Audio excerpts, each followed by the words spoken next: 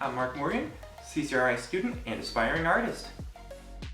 I've been inspired. I started drawing back in middle school at a young age, and what initially inspired me was the work of Stephen Gamble, whose artwork famously in Scary Stories to Tell in the Dark really is equally terrifying and strangely beautiful. One of the things that really stood out to me about Stephen Gamble, though, is the way his images really brought a whole other layer to the stories. Where a lot of the stories, while good, didn't particularly stick out until it was his art that really brought the tales to life. And a favorite medium in drawing style on the whole is pen and ink, specifically with emphasis on detail. I've always been so inspired by the way you can have so many elements to a drawing that not everyone will see, but just knowing that it's there really does bring an art piece to life in a way you can't with many other mediums. So my most recent piece, an idea that had really stuck out to me, that I had been very into and had wanted to learn a lot more about, was telling a story without words, solely through images and the like.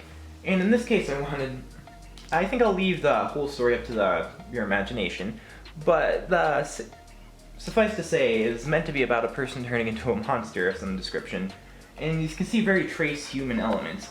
I used actual human bones and stuff like that for reference in the hand, then combined them a bit with bird wings. I had used the human skeletons and various things like that for reference when drawing this, and I'd been trying to almost combine them with like more animalistic features, such as the elongated fingers and stuff. I had actually started to dabble into writing and had attempted to write my own horror stories, although nothing came of it. However, it was quite a fun process though. As you can see, I had quite a few different design iterations of the same creature before I did it. I'd initially started off using rat skeletons and various small rodent skeletons as kind of a rough draft. Then I did a practice of a muscled version, then tried to combine the two with the more supernatural elements such as the tentacles and the like.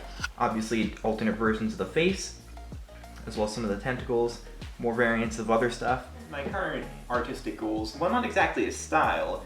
I had wanted to experiment more with landscapes and architecture in drawings. While I did try landscapes and experimenting with architecture a bit, I never felt fully comfortable enough to integrate it into my other drawings or any of my more serious work, where I always felt like I couldn't quite get the angles right. I did have a brief stint trying to draw faces and playing around with more human elements, but it didn't stick.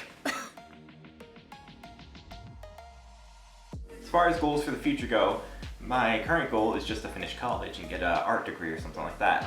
I suppose my long-term goal, though, would be to become a tattoo artist. I've always really liked the intricate work in tattoos, and I think that would be a great way since I already know pen and ink quite a bit. And I'm always looking for new mediums to explore, so hey,